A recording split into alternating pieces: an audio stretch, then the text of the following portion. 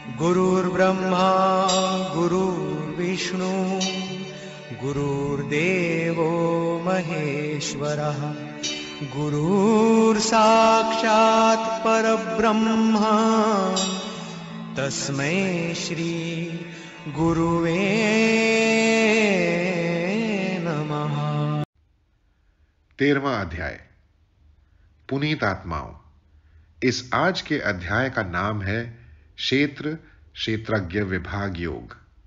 भाषा में क्षेत्र का अर्थ है खेत और क्षेत्रज्ञ का अर्थ है किसान, परंतु गीता में क्षेत्र का अर्थ है शरीर और क्षेत्रज्ञ का अर्थ है जीवात्मा। किसान अपने खेत को जानता है, अपने ही खेत में हल चलाता है, कंकड़ कांटों को खेत से निकालकर फेंक देता है, चारों ओर से खेत की सुरक्षा का ध्यान रखता है, अच्छी खाद और अच्छे बीज बोता है, जलवायु और धूप से उसका पालन करता है और फिर अंत में अपने फलों का भोग करता है। जीवात्मा अपने शरीर को जानता है, उसे सुंदर बनाता है, फोड़े फुंसी आदि बुराइयों को दवाइयों से दूर कर देता है, शरीर में कोई विकार भी घुसने ना पाए जैसे काम क्रोध लोभ, अच्छी खाद डालता है जैसे सत्संग, अच्छे बीज बोता है जैसे गुरु के वाक्य, जल वायु और धूप से खेत का पालन करता है जैसे ब्रह्मचर्य, निरंतर जाप और सदाचार, फिर फलों का भोग करता है जैसे भक्ति ज्ञान और वैराग्य और परम पद की प्राप्ति, परमात्मा की प्राप्ति। जिस जीवात्मा को अपने शरीर का ज्ञान नहीं, उसे क्या मालूम उसे क्या बोना चाहिए।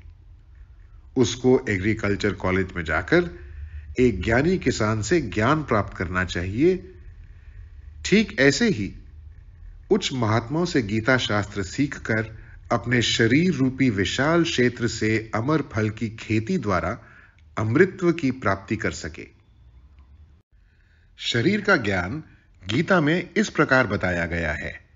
महाभूत 5, ज्ञानेंद्रियां 5, कर्मेंद्रियां 5, इंद्रियों के विषय 5, ये हो गई 20, अव्यक्त मन, बुद्धि, अहंकार, ये 4 मिल गए तो हो गए 24, इच्छा और द्वेष, सुख और दुख, ये 4 और मिल गए तो हो गए 28, पिंड, चेतना और धारणा, ये 3 और मिल गए तो हो गए 31, ये सब मिलकर प्रकृति कहलाते हैं।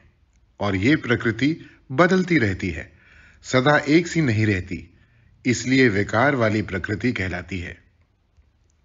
उत्पन्न होना पहला विकार है, होकर बने रहना दूसरा विकार है, फिर बढ़ना शुरू करना तीसरा विकार है, परिणाम को प्राप्त करना चौथा विकार है, फिर घटना शुरू करना पांचवां विकार है और अंत में नष्ट हो जाना ये छठा विकार है। ये विकार सारे संसार में जहां जहां भी प्रकृति है वहां वहां पर मौजूद है। शरीर के ज्ञान के बाद जीवात्मा का ज्ञान भी गीता बताती है। मान व दंभ से रहित, अहिंसा, क्षमा, सरलता और गुरु सेवा करने वाला जीवात्मा, अहंकार रहित होकर और जन्म मरण बीमारी दुख और दोषों का विचार करें, पुत्र पत्नी और घर के मोह में ना फंसें, ईश्वर की अटल भक्ति एकांत जगह में करें, भीड़ में ना जाएं, अध्यात्म ज्ञान और तत्व ज्ञान का विचार करना, ये सब जीवात्मा को परमात्मा का स्वरूप बना देने वाला श्रेष्ठ ज्ञान है। इसके विपरीत जो है वो अज्ञान है। शरीर रूपी खेत और जीवात्मा रूपी किसान का ज्ञान ऊपर करा दिया गया है। इन दोनों के संयोग से मिलता है परमात्मा। उसका भी ज्ञान संक्षेप में ले लेना चाहिए। वे अनाहित परम ब्रह्म ना सत्य है ना असत है, फिर भी उसके हाथ पांव शरीर मुख कान और आंख सब तरफ है। कोई कितना ही छुपाए या चुराए, वो सब देख लेता है और वापस छीन लेता है। उसके पास छीनने के लिए बहुत तरीके हैं। बिना इंद्रियों के भी उसको सब ज्ञान है। अज्ञानी लोग भले ही इसे गप माने, मगर ज्ञानी देखते हैं। वो स्वयं रात को बिना आंख देखते हैं और बिना पैर के दौड़ते हैं और बिना जबान के बातें करते हैं। अज्ञानी उसे स्वप्न कहता है और ज्ञानी इसे ईश्वर की कला मानता है। वे दूर भी है, अंदर भी है। वे सूक्ष्म भी है और विराट भी है। वे पैदा करने वाला भी है, चलाने वाला भी है, और सब भूतों का नाश करने वाला भी वही है। वह ज्योति स्वरूप है, अंधकार से दूर है। वह दिखाई दे रहा है, फिर भी उसका कोई रूप नहीं है। अग्नि दिखाई देती है, जल दिखाई देता है और आकाश भी दिखाई देता है, फिर भी इनका कोई रूप नहीं है। ऐसा ही परमात्मा सब में है, फिर भी उसका एक स्वरूप कोई नहीं, सब उसके स्वरूप हैं। सब खेतों में जमीन एक ही है। एक परमात्मा सब शरीरों में अलग अलग दिखता हुआ वास्तव में एक ही है। वह सबके हृदय में है। प्रकृति और पुरुष का खेल देखो। बाढ़ आई पानी में, मौत आई दूसरों की, विकार आए प्रकृति में, सुख दुख आए जीवात्मा में।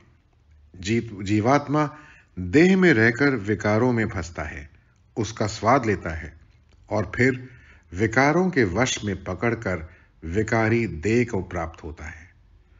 परंतु परमात्मा स्वाद चखने वाला परमात्म तत्व को प्राप्त होता है।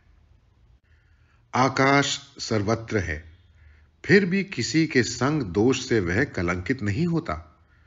सूर्य के प्रकाश में भक्त लोग भक्ति करते हैं, प्रपंची प्रपंच रचते हैं।